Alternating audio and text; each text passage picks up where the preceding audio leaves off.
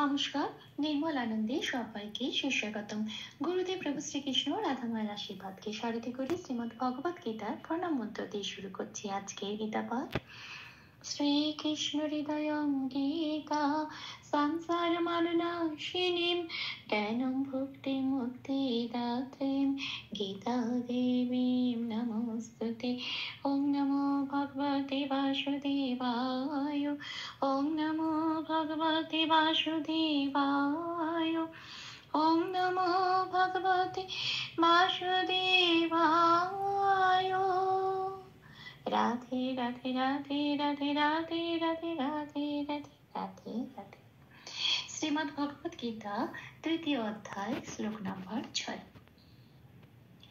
কর্মেন্দ্রিয়াণি সংযম্য अस्ति मनसा स्मरन् इन्द्रियार्थानि विमूढात्मा মিথ্যাচার সৌচ্যতে।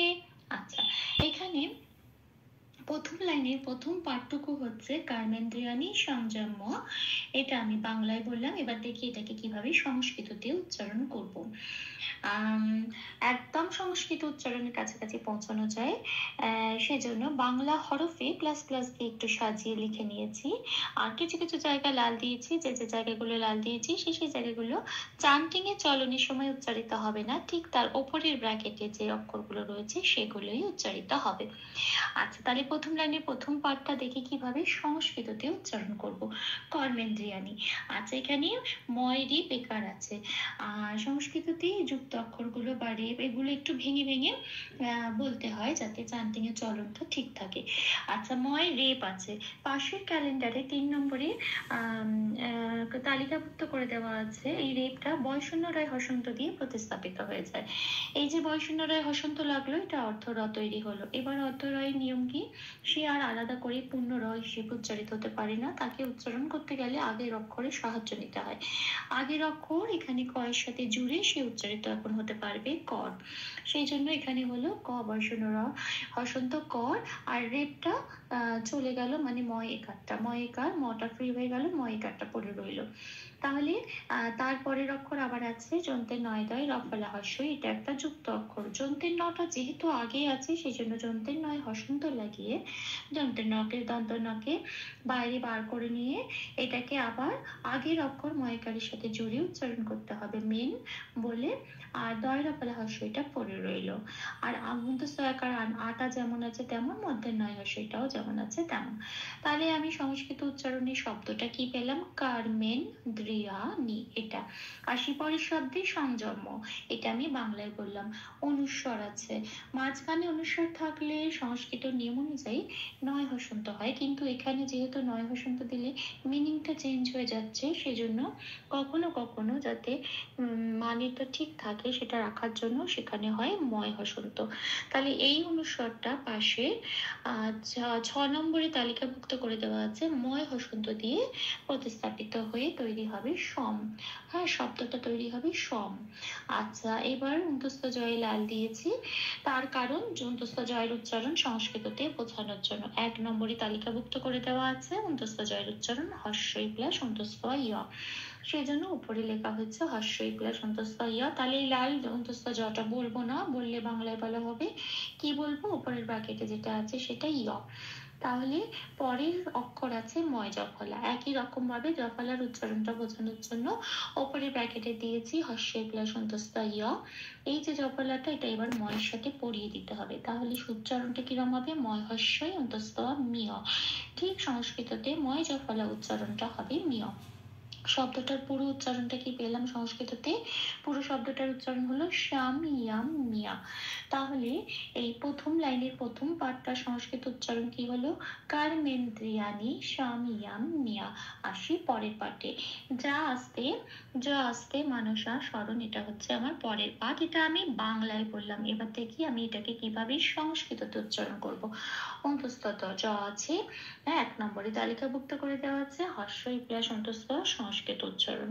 তাহলে কি বলবো? ইয়। আচ্ছা, আস্তেটা যেমন আছে তেমন, শুধু একটু যন্ত্রের শয় তয় একার আছে, যন্ত্রের শটা আগে আছে, সেই জন্য যন্ত্রের শয় হসন্ত লাগিয়ে দন্তের স্বটাকে বার করে এনে আয়ের সাথে জুড়ে উচ্চারিত হলো আ, সাথে এটা যেমন আছে তেমন পড়ে রইল ইয়া আস্তে।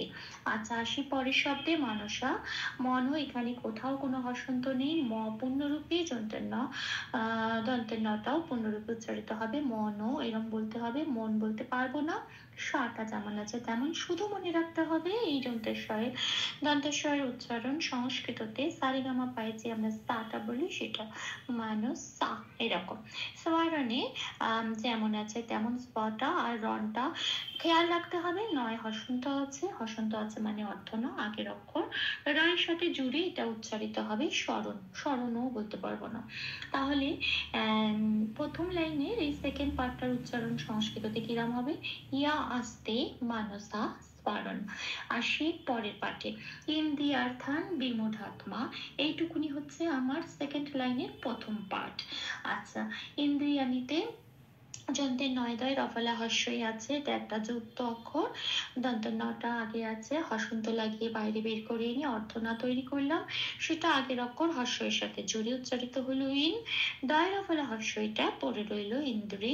আচ্ছা, অন্তস্থ আকারের আকারটা যেমন আছে তেমন, কিন্তু থয় রেপ আছে, রেপ থাকলে 3 নম্বরে তালিকাভুক্ত করে দেওয়া আছে, বয়শূন্য রয় হসন্ত দিয়ে সেটা প্রতিস্থাপিত হয়ে যায়, বয়শূন্য রয় হসন্ত মানেই অর্থরা, আগের অক্ষর অন্তস্থ আকারের সাথে জুড়ে উচ্চারিত হয়ে হবে আর বলে থয় আকারটা ফ্রি হয়ে গেল। আর দন্তের নয় হসন্তটা তো শ্লোকের মধ্যেই আছে, হসন্ত মানেই অর্থ না, ওটা থয় আকারের সাথে জুড়েই উচ্চারিত হলো থান বলে। তাহলে আমি সংস্কৃত উচ্চারণটা কি পেলাম, প্রথম শব্দে ইন্দ্রিয়ার থান এটা। আচ্ছা, তারপরে শব্দে আসি বিমূঢ়াত্মাতে। আচ্ছা, বয় হস্যইতে লাল দিয়েছি, তার কারণ 2 নম্বরে তালিকাভুক্ত করে দেওয়া আছে, বয়ের উচ্চারণ ও প্লাস অ ওয়া, ঠোঁটটা খুলে বলতে হয় ওয়া। এখানে কি আছে, বয় হস্যই, উপরে ব্র্যাকেটে তাই দিয়েছি, ও প্লাস হস্যই ভি, ভি বলতে হবে। মোটা যেমন আছে তেমন, ঢাটাও যেমন আছে তেমন, শুধু তয়ময় আকার আছে পরের অক্ষর, তটা আগে আছে, হসন্ত লাগাবো, এবার বের করে আনবো বাইরে, সেটাকে আগের অক্ষর ঢ আকারের সাথে জুড়ে উচ্চারিত হবে ধাত বলে, কারণ হসন্ত লেগে গেছে তয় অর্ধ ত হয়ে গেছে সেটা, সেই জন্য। আর মাটা এখন ফ্রি হয়ে গিয়ে মাটা যেমন আছে তেমন। তাহলে শব্দের উচ্চারণটা কি পেলাম, ভি মু ধাত মা এটা। তাহলে সেকেন্ড লাইনের প্রথম পার্টটার সংস্কৃত উচ্চারণ কি পেলাম, ইন্দ্রিয়ার্থান বিমূঢ় ধাতমা। আসি শেষ পার্টে, মিথ্যাচারা, এখানে একটা বিসর্গ আছে স উচ্চতে, এটা আমি বাংলায় বললাম, এবার দেখি এটাকে সংস্কৃত দিকে এভাবে উচ্চারণ করব। মিথ্যাতে থয় জফলা আকারে লাল দিয়েছি কেন, জফলাটা উচ্চারণ বোঝানোর জন্য। 1 নম্বরে তালিকাভুক্ত করে দেওয়া আছে, জয়ের উচ্চারণ হস্যই প্লাস অন্তস্থ। এখানে কি আছে, থয় জফলা আকার, তাই আমি উপরে ব্র্যাকেটে কি দিয়েছি, হস্যই প্লাস অন্তস্থয় আকার। তাহলে এটা শুধু জফলা আকারের উচ্চারণ, এটাই এবার থয়ের সাথে পড়িয়ে দিতে হবে, তাহলে কি হবে, থয় হস্যই অন্তস্থয় আকার থিয়া। তাহলে সংস্কৃততে থয় জফলা আকার উচ্চারণটা হবে থিয়া, মিথিয়া এটা। চাটা যেমন আছে তেমন, তারপরে রটাও যেমন আছে তেমন। এবার এই বিসর্গটা শব্দের শেষে হলেও এটা কিন্তু প্রথম শব্দ, শেষ শব্দ নয়। প্রথম শব্দে যদি বিসর্গ থাকে, মোট কথা শ্লোকের লাইনের মাঝখানে যদি কোথাও বিসর্গ থাকে, তাহলে সেই বিসর্গটা 5 নম্বরে তালিকাভুক্ত করে দেওয়া আছে, অর্ধ হ হিসেবে প্রতিস্থাপিত হয়ে যায়। তো এই বিসর্গটা অর্ধ হ হিসেবে প্রতিস্থাপিত হয়ে রয়ের সাথে জুড়ে উচ্চারণ হলো র, মিথ্যা চা র এটা। শটা যেমন আছে তেমন পূর্ণরূপে উচ্চারিত হবে। উচ্চতেতে চ জফলায় লাল দিয়েছি, জফলার উচ্চারণ বোঝানোর জন্য, জফলার উচ্চারণ ওপরে ব্র্যাকেটে দিয়ে দেওয়া আছে, হস্যের প্লাস অন্তস্থ 1 নম্বরে তালিকাভুক্ত করে দেওয়া আছে। এটাই আবার চয়ের সাথে পড়িয়ে দিলে জয় হস্যই অন্তস্থ চিয়, ঠিক সংস্কৃতের উচ্চারণটা এটা হবে।